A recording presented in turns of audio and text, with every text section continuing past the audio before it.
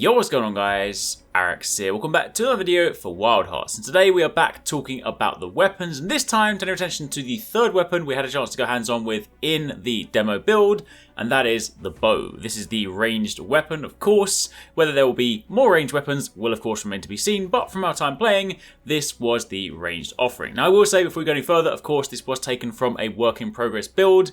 There are lots of things that are still subject to change, and I will say of all the weapons we tried, bow definitely feels like the most work in progress. Things like the dash at times do look a little bit janky, so there are of course still some things to work on, but the underlying mechanics are still really cool. Some of the ways that you use the arrows and of course you battle the monsters or the kimono do work really nicely with this weapon. So for those of you guys that are fans of ranged weapons, you're definitely going to want to check this one out. But again, just keep in mind, it is work in progress. If you guys do enjoy this, a like would be super appreciated. Comment down below if you have any questions. Let me know what your thoughts are on this weapon so far.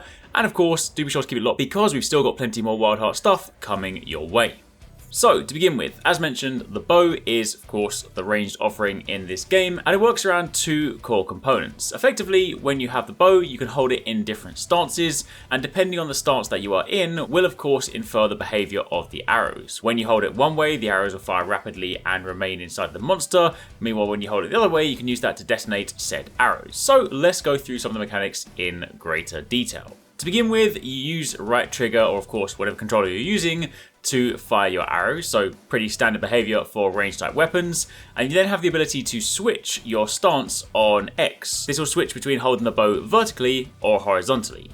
Arrows that you fire whilst the bow is horizontal are called haya, and these will stay in the kimono when shot within the firing range. So you can see these like impaling arrows, but also see these as kind of like your setup for the big damage that is yet to come. Meanwhile, arrows that are fired in the vertical stance are called otoya, and they will resonate with higher arrows, inflicting additional damage. You can kind of liken it, if you guys have played Monster Hunter Rise Sunbreak, to of course the silk by moving the bow, where you fire something in and it stays in the monster, and then of course when you fire that location, it can deal some extra damage. That sort of thing. But of course the resonance damage in this game will depend on the power of the otoya arrows. If you are in the horizontal stance, then if you hold down right trigger, you can perform continuous fire with rapid shots. Meanwhile, if you're holding the bow vertically, you can charge down a more powerful shot.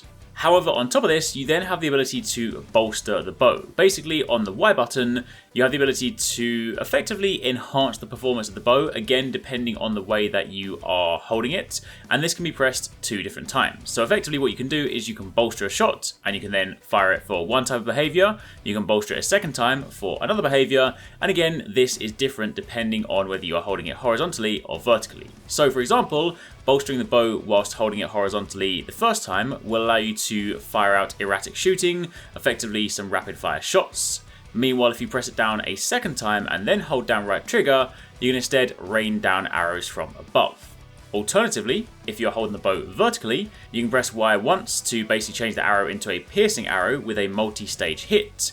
Meanwhile, if you press it twice and hold down right trigger, it triggers a special high damage resonance shot, which is, let's be honest, kind of like a dragon piercer. Now there is a degree of mastery following this, of course, whereby you can actually change the stance and of course strengthen the shots immediately after firing arrows to basically reduce the animation and the sort of motion gap between that. That is something I didn't really get a chance to sort of master, because I will say the bow is the weapon that I spent the least time with, but there is of course a degree of mastery there when you actually really do get the flow down for this. Of course, on top of this, you also have dodge, where you can sidestep once or twice, so you can kind of use those. It gives you large invincibility frames, plus you can also use that to trigger a special attack following a sidestep.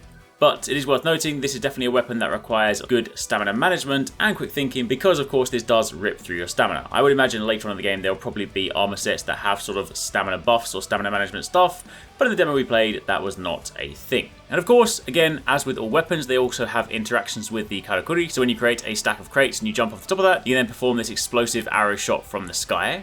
Meanwhile, if you then go off a springboard, you can then fire out a spread of arrows. It will send you quite a big distance and sort of see you slide across the ground, so it's definitely not something you will use close to the monster.